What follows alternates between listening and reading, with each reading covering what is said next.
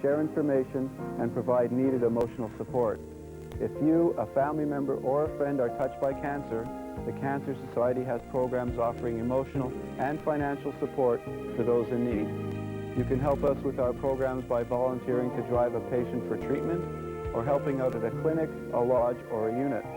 The Canadian Cancer Society is a national community-based organization of volunteers dedicated to eliminating cancer and improving the quality of life for people touched by cancer. We need your help. Please become a volunteer and help us help others. Please call 416-975-4387. Thank you. Come out to Mallasman Square every Sunday from July 2nd to September 3rd, 7:30 to 9 p.m. for Sunday Serenades Summer Concert Series. This Dancing Under the Stars series will be hosted by the Arthur Murray Dance Studio and showcase distinct forms of music and dance, featuring the following internationally acclaimed Canadian performers.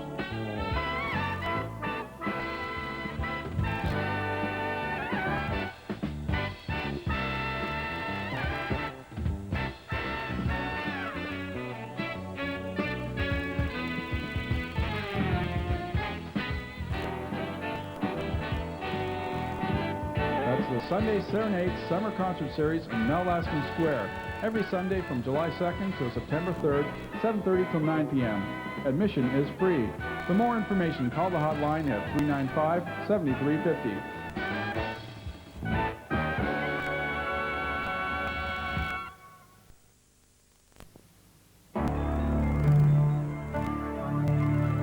From the Rapid Transit line at Scarborough Centre, this is Trillium Community 10.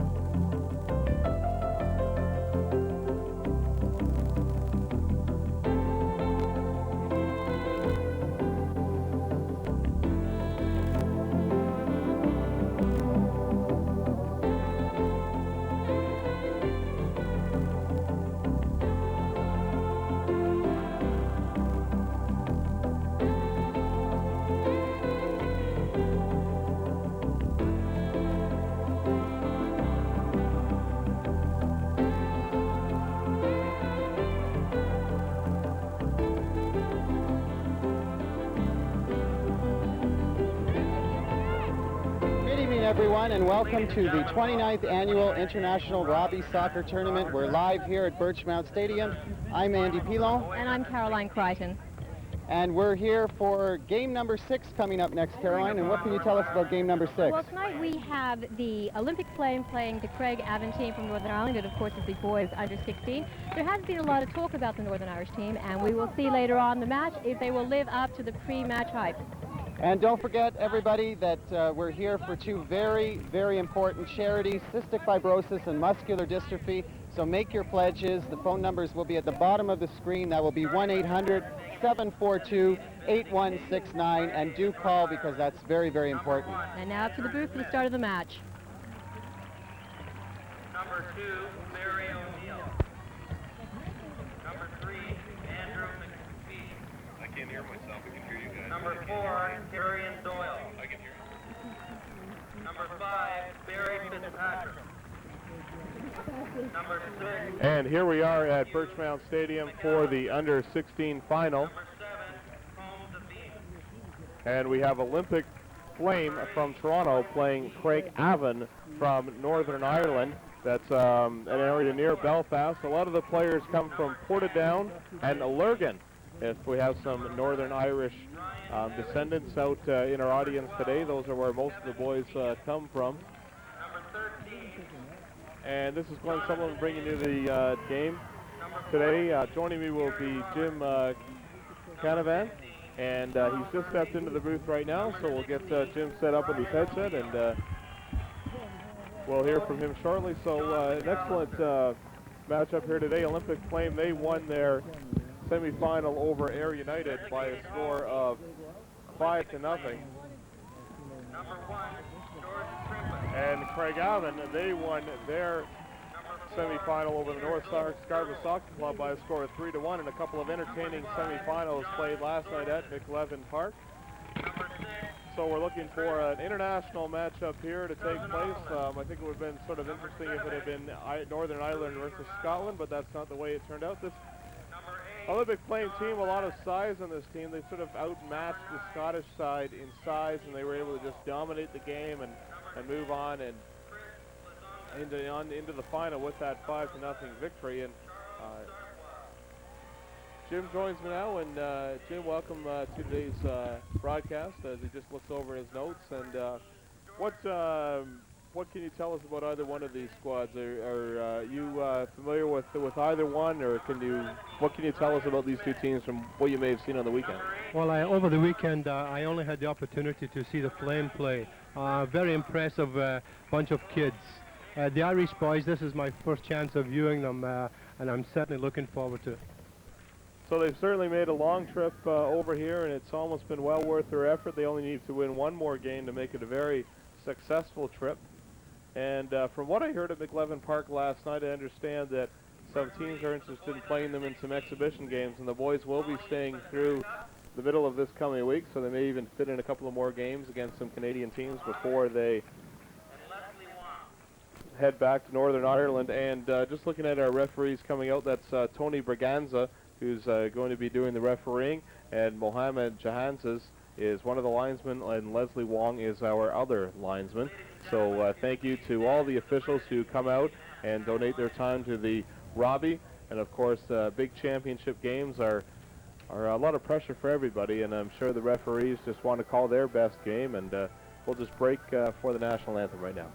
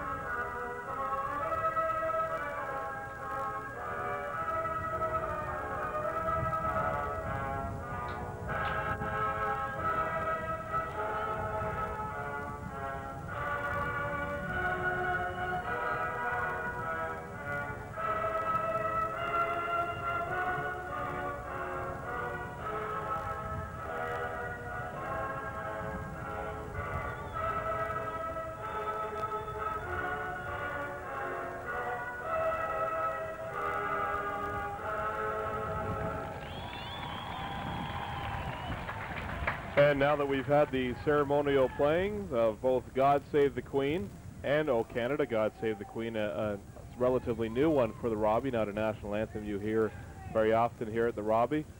But fittingly, since we have a team from Northern Ireland, the Robbie Committee or Birchmount Stadium, whoever they were able to get a recording of God Save the Queen, a nice touch and to today's game. And we're just ready for the opening coin toss, and there you see the goaltender for Northern Ireland, Andrew Smith, in his net. Just getting his paces and putting in his paces, and there's George Krimpus, the goaltender for Olympic Flame, getting his pregame ritual taken care of. You know, Glenn, it'll be very interesting to see what type of system both teams adopt. Both coaches have viewed the other team over the last couple of days. And it will be very interesting just to see what their thoughts are going into this game. I don't know if we'll see two different styles of soccer. We'll just have to see. And of course, Northern Ireland coming over. Obviously, the players from Olympic Flame will have not seen them before, and it'll be a very interesting matchup.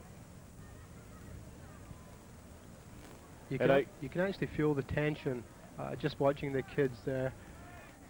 They're stretching and walking around it as if they're getting into something awful big, and really it is for them. It's a very important game. And not to say that the Olympic Flame squad won't show a lot of discipline, this being a championship final, but just knowing the Irish nature and being Scottish myself, I know that their coaches probably instilled quite a bit of discipline in them, and they won't settle for undisciplined play and talking back to the referee. I'm sure they've been very well disciplined in behaving themselves on the soccer field, and they've come a long way to let their guard down a little bit and lose their patience out on the soccer field. And we have a trophy presentation from one of the other finals, so we'll leave this championship final and find out more about another final that took place today.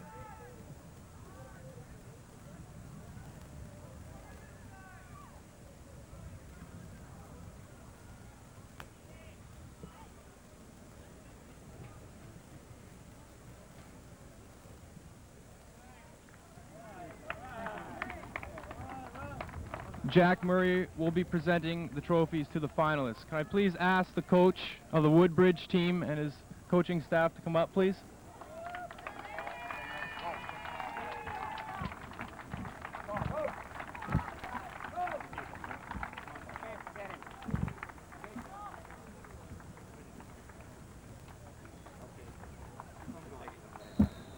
Okay. I'd like to call up Joey Spolverino.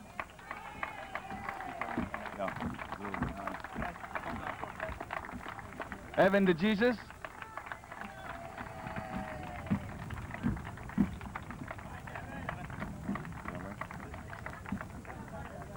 Steve Spergel.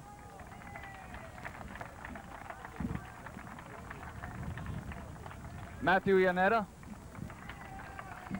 Scored the first goal for Glen Shields. Now, Lorenzo, did you expect your team to play as well as they did today? Yeah, we had a good game this morning, and I thought we were going to play a good game this afternoon. Now, what did you think happened to Woodbridge? Because they seemed to have you on the ropes at first, and then, of course, you came back to beat them. I think they underestimated us after the first half, and we came out strong, and we proved to win. Now, what is it about your team, however, that could not beat, that Woodbridge could not beat? Pardon? What is it about your team that Woodbridge found very difficult to beat? Oh, our midfielding is very tough, and it's hard to get through there, and they sent some good balls through. Thank you very much. That's Lorenzo Sivia, who's, of course, from the winning Glen Shields. Now back up to the podium for some more trophy presentations. Federico Berardinucci.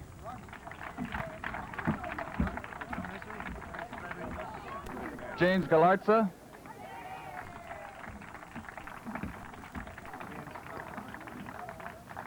Nick Tocco. Okay. Do you live out that way? I live in Bowling. Okay. Land, take it. Land, move. And we're back here from the trophy presentation. Glenn Sutherland along with Jim Canavan. Jim is the technical director for the Ontario Soccer Association. And Jim, maybe when we get a break coming up in our game, we'll find out a little bit more about yourself. You mentioned you've played some professional soccer in Scotland and the United States and Toronto, so when we get a bit of a break, maybe you can let us know a bit about where you've played. Of course.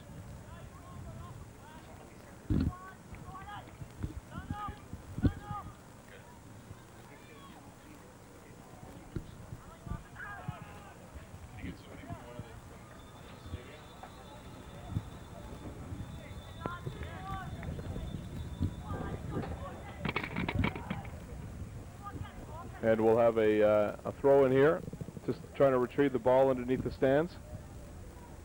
And it's a throw-in to Olympic Flame. Louis Romanos, and the ball is kicked out of bounds and into touch, so we'll have another throw-in.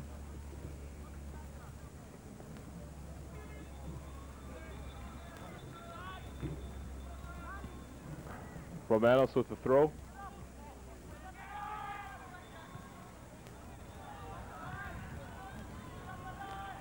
Ball is kicked on, picked up by number 10 for Craig Avon at number 10, Glenn King. And the ball goes into touch.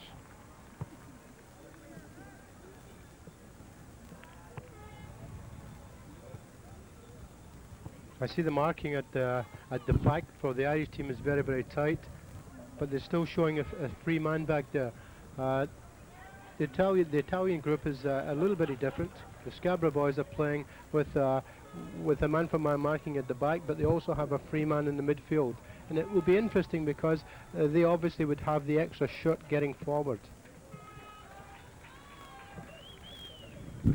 And let's go to the trophy presentations down at field level. Glenn Shields receiving their trophies. And they, unfortunately, they won their game by a score of 4-2. An excellent game. I believe they were down 2-0 at one time and came back with 4 goals. We're hanging on to a 3-2 lead for quite a while, and just got a goal, I believe, with about 3 or 4 minutes to go. They got their 4th goal, and that just really did Woodbridge in. And really, I noticed in the second half, Glenn Shields tended to control the game, and I think really once they got the momentum, they got it tied up, they really started to dominate that game against Woodbridge. So we just. And Trillium Community 10 producer Paul Dunn in the blue shorts and the black shirt and baseball hat and ponytail, handing out the trophies to the Glenn Shields squad.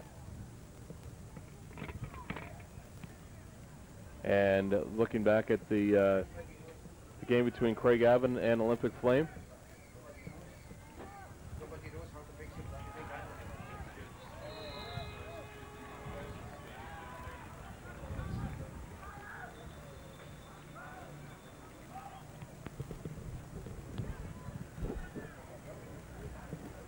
Ball kicked into the midfield area. Craig Avon controlling. Down the left side is Colm Devine. And nice tackle by number 7, Louis Romanos, who has really been making his mark so far in the game, taking all the throw-ins from the near side. And a nice tackle there. Craig Avon working the ball in, and just kicking it left of the goal is number 11, Ryan Evans.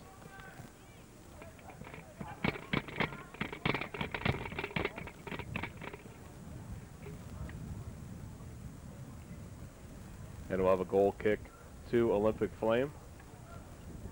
One player that stood out for me in the semifinals, and he wears number 11 for Olympic Flame, is Charles Darkwa. Plays the center midfield position, and he really plays that position excellently. A lot of control, moves up, very quick player. He's wearing number 11. He just headed the ball on there. What I noticed last night, Jim, was the fact that he's played some excellent defense, but as any.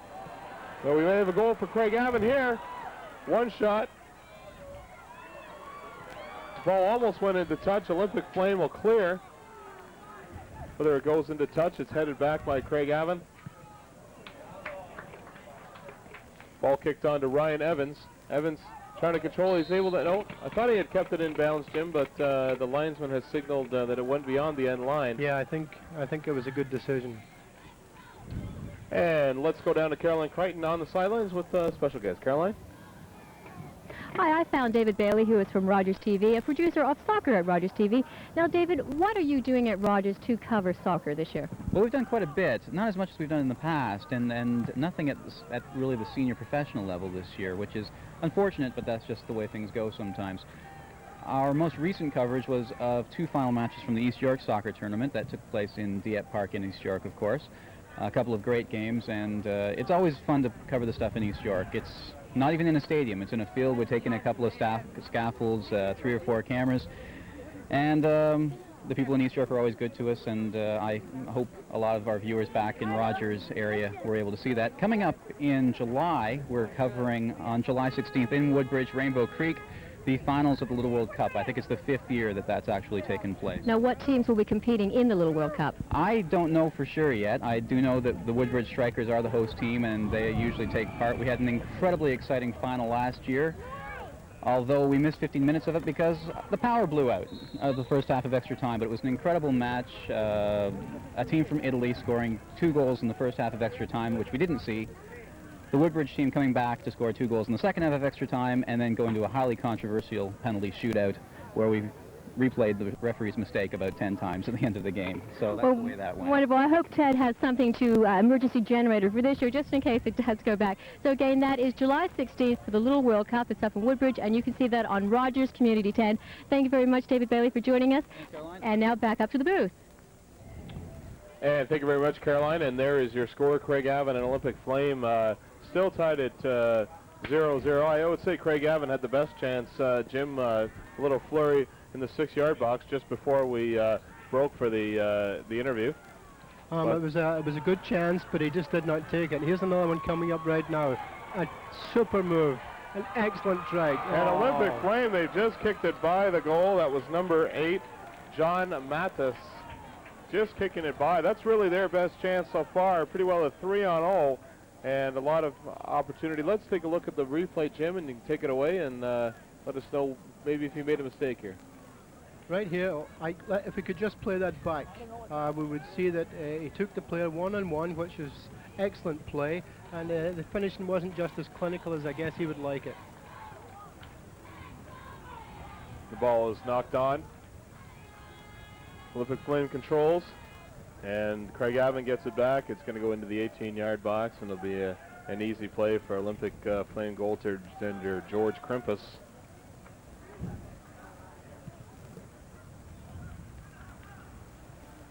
Headed back by Craig Avon. And we have a foul against number 19, Chris Walker, on the far side. Just for the viewers who are familiar with Birchmount Stadium, we are located on the west side of the stadium. Players' benches and the officials' tables opposite us. It's a great night. We've got this game plus 2 more. We've got 2 more games after this, so why don't you come on down. We've got a couple of excellent matches, the girls under 19 and the boys under 19 finals taking place here at Birchmount Stadium this evening. We're coming to you live from what some people call the home of Scarborough soccer, Birchmount Stadium. A long-time venue for the Robbie. And Andy Pilon has a guest on the sidelines. Andy? Thank you very much, Glenn, and I'm standing here with John Canis, MP for Scarborough Centre. And John, being the MP for Scarborough Centre, you can tell me how this is for Scarborough, hosting the Robbie here at Birchmount. Well, we're always proud to have the Robbie here. It's an opportunity for us to showcase the beautiful city of Scarborough and welcome people from all over the world. Certainly the competitors here should be commended. The organizing committee should be congratulated for year after year now for 29 years has put this wonderful event together, and we look forward to it every year. And of course you managed the Scarborough Olympic Flame that played in the Robbie 2 years ago. Could you tell me about that? Yes, I'm proud. These young boys that are on the pitch today played 2 years ago and won the Robbie, and I had the opportunity since they were 9 years old to participate in this team as the manager. Last year they also won the Canadian National Championship, and today they're representing our beautiful city once again against the top Irish team. That's great. Thank you very much, John. And now back to you in the booth, Glenn. Thank you very much, Andy. There's a look at some of the spectators milling about in front of Andy and his guests, and big crowd on hand here at Birchmount Stadium this afternoon. And we're just actually looking at my watch. We're just heading into the evening, 6:15 to be exact.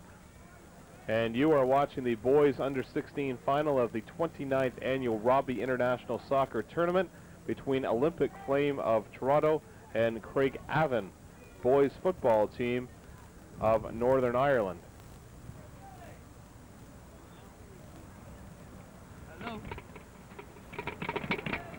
And the ball is taken by Olympic Flame.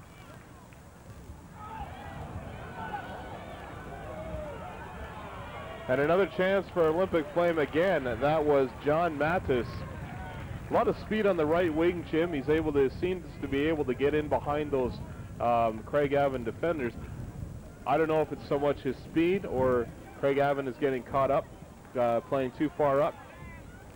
What happened there, and that's the second time that the player has been sent through on a one-on-one, and he did very, very well. What actually happened was the skill of Ryan Smith. For the second time, he sent the player through comfortably. So we're really looking at a smart midfield player in Smith.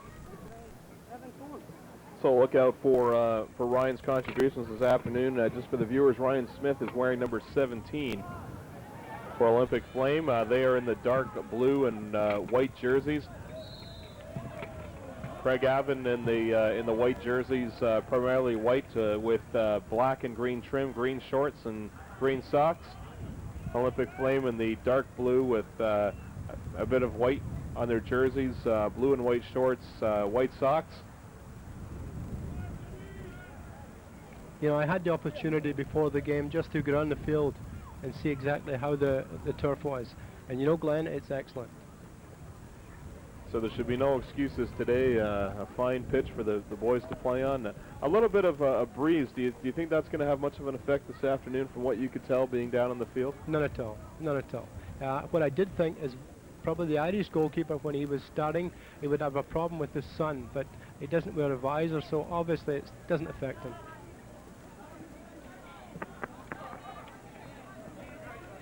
Ball goes into touch. We have approximately about 37 minutes to go in the first half. 38, just over 38 minutes to go. Thrown by Nick Iliopoulos, and the ball is cleared by Craig Avon, but it actually hit one of their midfielders, number 14, Gary Robinson. But Craig Avon controls again. Donald McCourt. McCourt on the left wing. Tries to cross and hits one of the Olympic Flame defenders. I believe that was number 5, John Tsouris. Number 9, McCourt, Glenn, he looks a very, very useful player. He's the individual who had the earlier strike for the Irish lads. He looks very, very useful. Ball into the 18-yard box is going to carry a little bit, but going to be kept in by Ryan Evans, and again kicked into touch.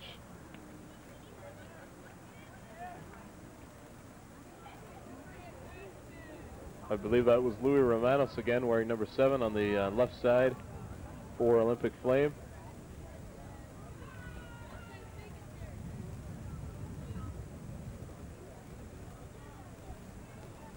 And the ball is finally retrieved from underneath the stands here at Birchmount Stadium. Taking the throw-in will be number 11, Ryan Evans.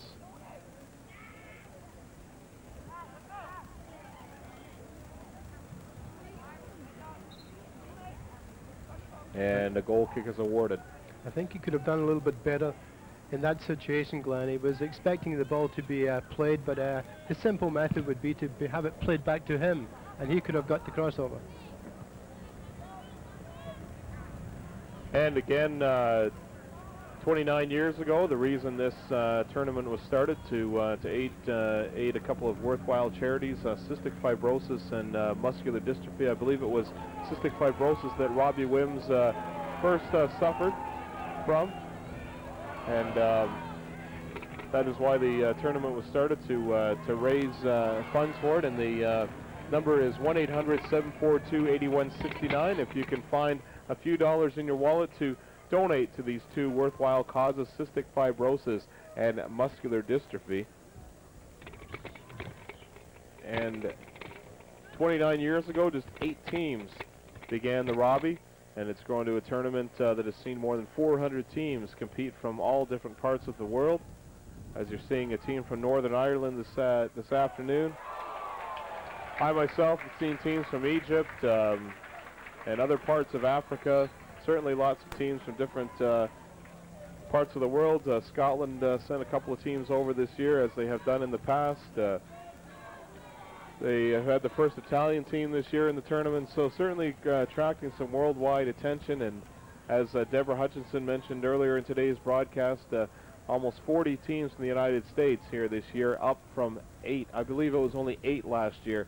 And the Robbie Committee, as Deborah said, did a lot of publicity down in the States to get a number of teams up here, and all for the worthwhile causes of cystic fibrosis and muscular dystrophy. And a foul in the box, and it'll be a free kick to Northern Ireland.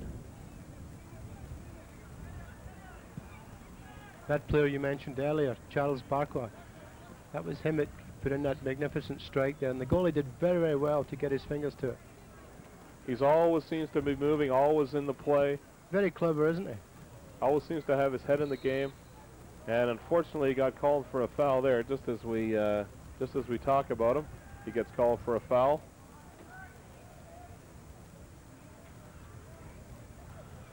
Be a free kick to Craig Avon.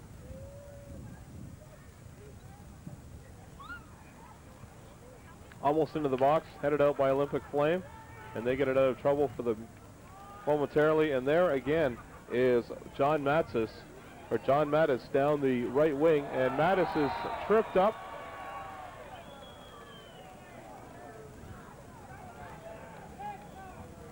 And we have a replay coming up here, John. Fabulous play. Fabulous play. The ball coming in from Smith again to Matsis, and obviously he's taken down one-on-one. Those two guys are playing very, very well together. I would expect something can happen from that right side. And an indirect free kick here for Olympic Flame.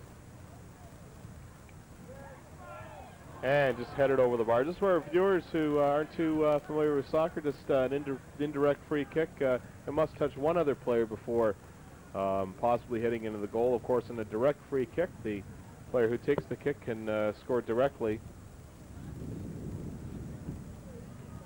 So we'll try and keep you up to date on exactly what kind of kicks these teams will be receiving from time to time, depending on the infraction and where it took place.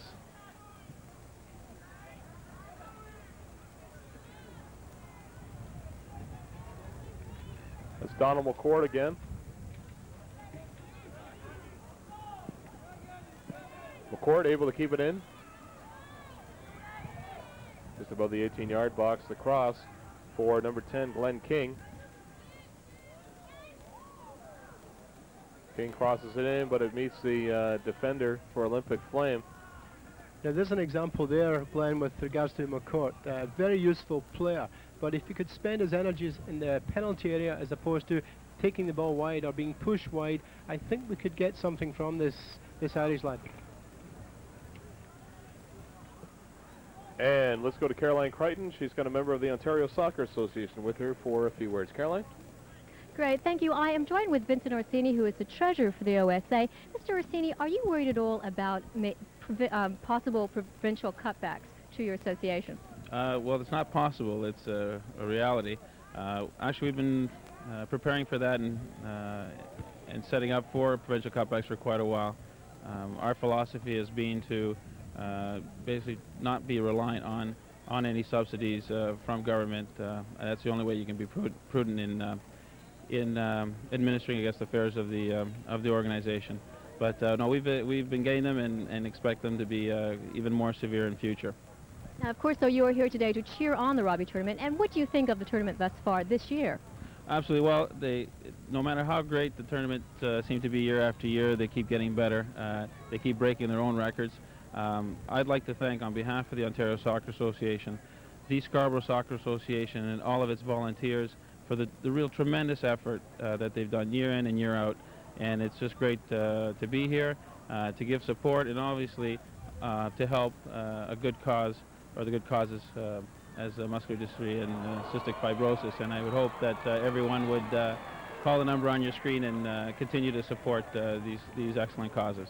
Right, thank you, Mr. Orsini. Again, no discussion about possible provincial cutbacks to your association. And back up to the booth.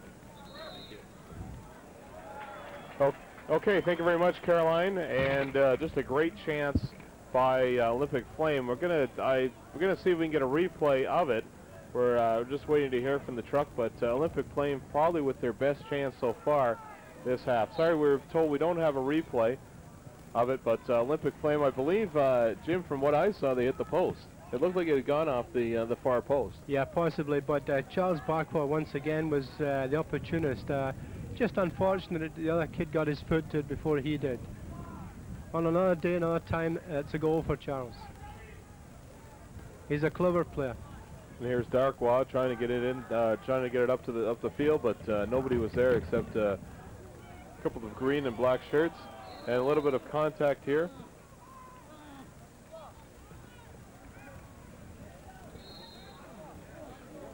And we've got Maple Leaf player down. We've got a replay coming up, Jim. Yeah. I think it's simply a case of putting his elbow into the side of the Irish player.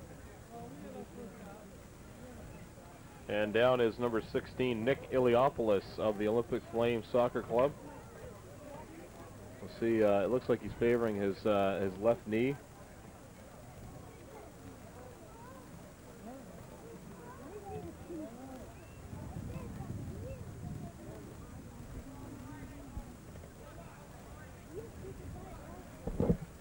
And Andy Pilon is down on the sidelines with a couple of interviews with some members of the Canadian National Soccer League. Andy? Thank you very much, Glenn, and I'm standing here with the Scarborough Astros manager, Bruno, and also Kerry from the Canadian National Soccer League. Nice of you both to join me. Now, Bruno, first of all, Scarborough Astros, it's very exciting. This is your home stadium here at Birchmount. How does it make you feel that the Robbie is taking place here? Well, it's nice to be here in front of almost 2,000 people here. Beautiful day, nice soccer games, and I hope you people come back here to see the Scarborough Astros face Toronto, Italia, on Sunday, July the 9th at 8 p.m., featuring Lalo Maradona, Maradona's famous brother. Okay, and what do you think of the game that the game that's going on right now that we're watching? It's very exciting, but I've actually been here since 8:30 this morning. I've had a chance to watch 2 exciting games before this one, and I'm looking forward to this one. Great. And Kerry, you and I were talking at the media conference, and you were telling me about these youth passes that you have. Give me an update on that. It's pretty exciting, actually. We put together these youth passes, which entitles all the kids to come to all our CNSL games free. We weren't sure how well they do. In about a day and a half, we've got rid of 2,000 of them. So the kids are really excited about coming out to the pro games, and we're sponsoring the tournament. We're trying to create the link between youth and pro soccer. So this thing seems to be working really well, so we're excited about it continuing. That's great, Kerry. And back up to you, Glenn. And thank you very much, Andy. And who knows, maybe some of these players from the Olympic Flame squad will end up playing in the Canadian National Soccer League one day. I think it's only a case of time. That's all it is, just time. Some of them are very, very talented. It's great to see some corporate groups getting together and some soccer enthusiasts trying to get pro soccer going again in Canada, and especially here in Ontario with the CNSL. And Jim, we've got the ball quite a ways away from the field for a moment. Can you tell us a little bit about your history? As I mentioned, you played some professional soccer in three different countries, actually. Yeah, I started playing at school, and I moved into the professional ranks as a 16-year-old with the Glasgow Celtic. I was there 2 years, and I guess they realised I wasn't good enough. And then I went to England, to Barnsley for, oh, there's a great chance for the Irish player.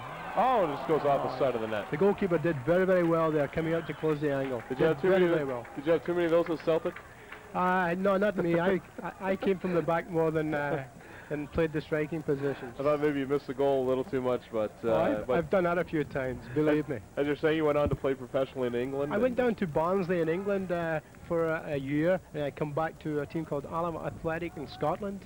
And then I came to Canada. I immigrated to Canada, and I was with Pan Hellenic for a number of years. Very famous name in the National Soccer League. And in Toronto, Italia, before I decided my date of birth was, I had to give way to the date of birth, and I moved into the coaching ranks. And I believe you said you played 1 year in New York City for a club down there. What was that like, living in New York City? Well, actually, we were living in New Jersey, and it was nice. It was very, very nice. We were down there playing with Juliana, which was an experience to say the least. So maybe, go ahead. I would have loved to have stayed down there, but my better half did not like the environment. Okay. Well, maybe some of these players will find themselves playing professionally here in Canada, or as is becoming the trend, a lot of Canadians becoming talented enough and good enough to actually go over and play themselves in England and Scotland. Especially the English clubs seem to be picking up a few Canadians these days. Absolutely. Proof of that is the Paul Pesce-Solitos of this world, Craig Forrest in England, Alex Bunbury in Portugal. These are homegrown kids. In fact, as I'm sitting here right now, I can see Paul Pesce's dad. So he's still heart and soul in this Robbie tournament. Well, hopefully something like the Robbie tournament will allow these players to gain the sort of experience and medal, I guess, they need to move on into the professional ranks. And who knows, we may be watching the next Paul Pesce-Solito right now as we speak. Absolutely. It's great to see them getting the opportunity to hone their skills. I think it's a great inspiration for the Canadian youth soccer players. Obviously, it would be great if they could have a Canadian professional league and some lucky players can make a living playing soccer here. But for the time being, until things get started, I think that they'll really have to still rely on maybe hooking on with the European squad to make a living for a few years. But it's a great inspiration, and hopefully some of these players will look at the Paul Pesce-Solitos and Alex Bunbury's and Craig Forrest, as you were saying, in England and Portugal, and realize that if those guys can do it, so can I. Absolutely. And if I follow what they did, and if I remain dedicated and go out for my provincial team and my national team and just do all the things, do all the right things, then maybe there'll be a chance for some of these fellows to go on to Europe. So there's no question about that. When we look at showcasing the game at the Robbie tournament, it's world known. So these kids are now playing against an Irish team, and what more experience do they need? This is fabulous. That's it. It's a great. Certainly adds a new chapter to the international flavor that this tournament has fostered. Well, the skill of this player impresses me. This McCourt player, he's doing everything right with the exception of he should be doing it in and around the penalty area. But he has so much to offer. Jim's talking about number 9 for Craig Avon. And bringing the ball in is Matthew McAllister, wearing number 7. He's struggling to get it free. Finally makes the pass into the box, headed out by Olympic Flame. Glenn King chasing it down for Craig Avon. And just into touch, and it'll be a throw to the squad from Northern Ireland. The Olympic Flame at the moment, they're flooding the central defensive area. At the moment we're looking at 6v3. This is how they're going to get some results going into the interval. Oh, I thought it was going to be a nice ball, but the offside called, and again on Donald McCourt, who you've spoken about quite a bit this afternoon so far. It'll be a free kick to Olympic Flame.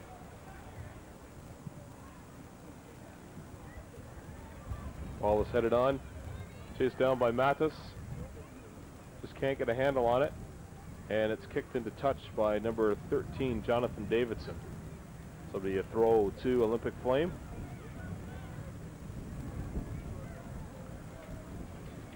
We're in the 21st minute here of the to our 21 minutes remaining in the first half here at Birchmount Stadium in the boys under 16 final. No score between Olympic Flame of Toronto and Craig Avon of Northern Ireland near Belfast.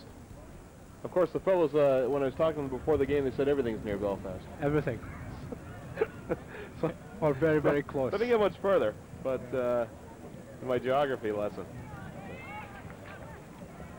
And here's a chance for Olympic Flame, and just kicked over the bar by James Nistus.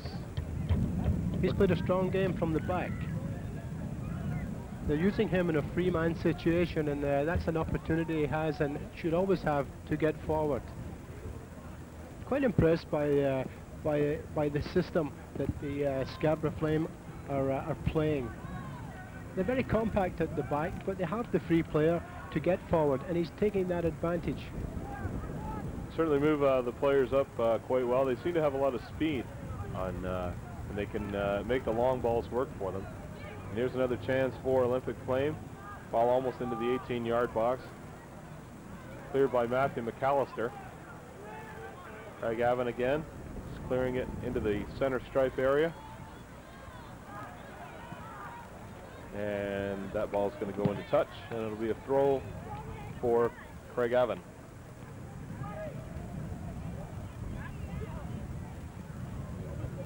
Picking it is number 4, Kieran Doyle.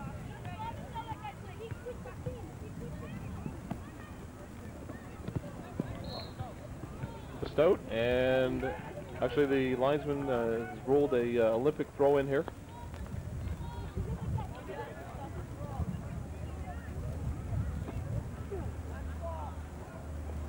Ball headed on.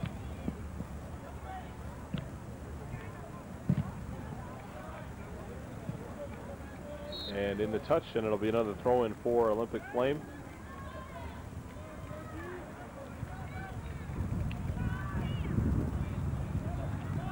George Nistus, brother of James, with the throw in.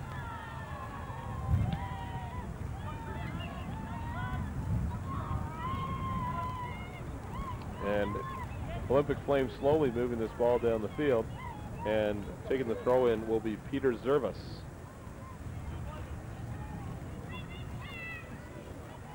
The 18-yard box. Anthony Valomo fighting for it. Valomo gets loose and just puts it right onto the feet of a Craig Avon player. And I thought we had a bit of a high kick there, but play goes on. The cross, and it hit a Craig Avon player, defender, I think probably within the 6-yard box, and we'll have a corner kick to Olympic Flame. You know, number 7, Louis Romanos, is getting the opportunities to get one-on-one in the box. So I wouldn't be surprised if he or number 9 have the opportunity to get a strike. And I've got a little bit of a doubt with regards to the goalkeeping position at corner kicks. It would be interesting to see how he reacts to a play to the back post. As usual, we got a defender on that back post, and a little bit of a reconfiguration here. By goaltender Andrew Smith. Wants his players positioned a little differently. And we have an injury right now. Just above the 18-yard box, one of the Northern Ireland players is being treated. And the referee over there taking a look at things. And there you can see a great shot from our camera. Thank you very much. Number 8, Roy McKee, is the Craig Avon player. And he looks like he's ready to go. They got the magic sponge. It's amazing.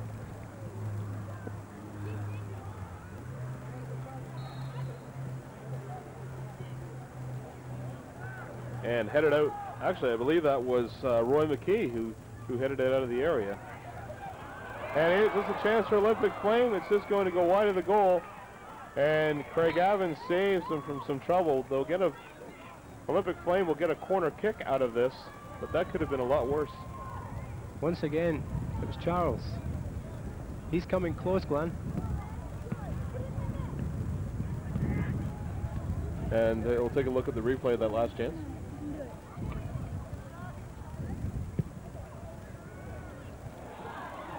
Headed clear, very clear, but not too far from the 18 box. So when it was thrown back in, Charles was still there. And one of the back 4 players was keeping him onside, so he had the opportunity. Olympic Flame, a lot of chances in this first half. Still a 0-0 score.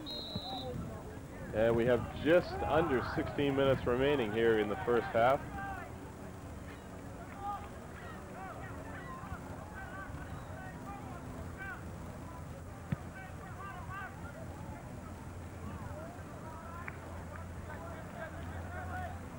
About 29 minutes into today's game.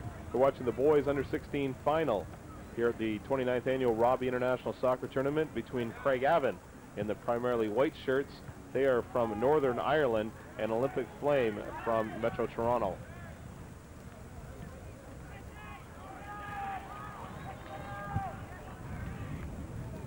Just a reminder that we have 2 more finals coming up after this, the girls under-19 final and the boys under-19 final. And actually the girls under-19 final, it's going to be an international event as well.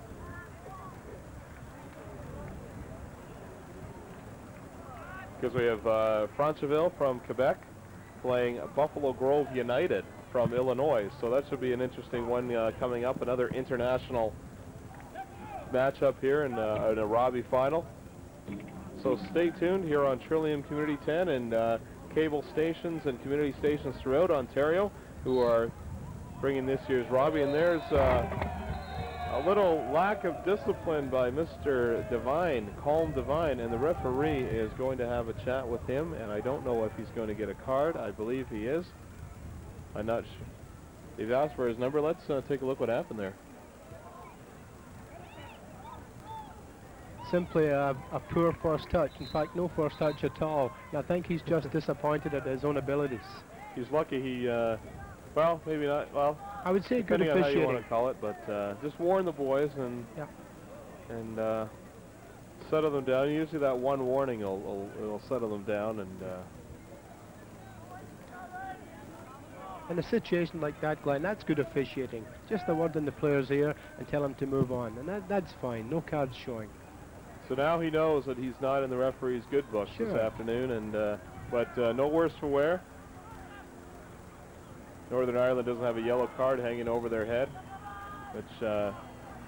which can always, you know, I've always found, and you may believe the same, is that I feel it makes a player more tentative. It's like a basketball player who may have 4 or 5 fouls against him. He just isn't the same player anymore. And no, this is true. This is true. Sure, with a player with a yellow card, he's maybe going to play a little more tentative. And there's our telephone number, actually, before we move on in today's game. 1-800-742-8169 to donate to cystic fibrosis and muscular dystrophy. Please, if you have a chance to phone in, any donation is greatly appreciated. We're trying to fight these 2 crippling diseases. And I think as you watch these athletic soccer players running around, and if you're, I have a chance here, and it's going to be offside. I think any athlete out there, whether it not be a soccer player or not, I think every athlete and every coach knows how much sports is a part of their life, and unfortunately people with cystic fibrosis and muscular dystrophy just don't have the same athletic opportunities as a lot of other people do. And maybe if you're a young soccer player or a parent, just think of how lucky you have been in the past, or your children are, to be able to play sports and be able to live normal lives. And there's a lot of children and adults out there that just can't lead normal lives these days because of CF and muscular dystrophy. So it's so valid point you're making. We don't know how well off we really are, do we?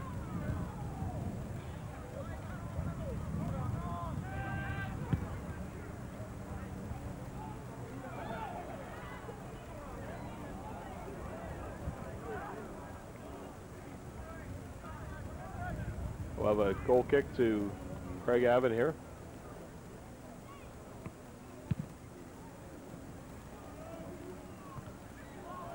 Ball headed on. Almost touched it with his hands. Lucky just able to take it with his chest. Hands came very close to that ball. And Olympic Flame will control. Get a goal kick from George Krimpus. And he sends it down to the left side, and that's a wasted ball. Craig Avon will be able to set up for a free throw here inside Olympic Flame territory. And they're able to get the advantage. In the back was number 4, John Sortsis. And another number 4 will be taking the free kick, Kieran Doyle. Jim, what should we look for here? Well, quite clearly, having done this before, they're looking for the ball to the back post. Looking for the big central defender who came up there. Obviously, the kick didn't arrive.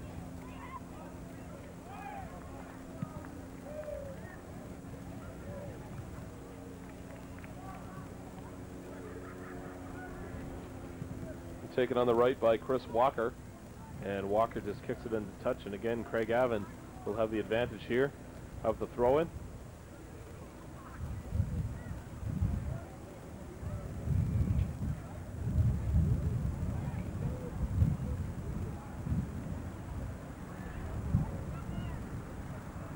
Little jostling for the ball here, and the referee has called a foul on Craig Avon, and it'll be a free kick to Olympic Flame. You know, it will be interesting to see in the second half, or the beginning of the second half, as to what changes the Irish coach makes. Because coming down the right side, the Irish guys are having major problems. Number 14, George Nistas, has blocked off any path for the white players. He's doing very, very well on this side.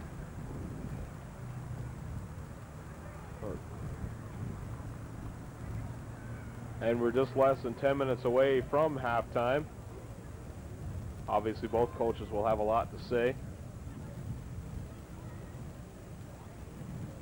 Olympic Flame really have had the best chances, and that was one of their best so far. Number 8, John Mattis, with a beautiful shot. Once Just again, he was in one-on-one. Goalkeeper did very, very well.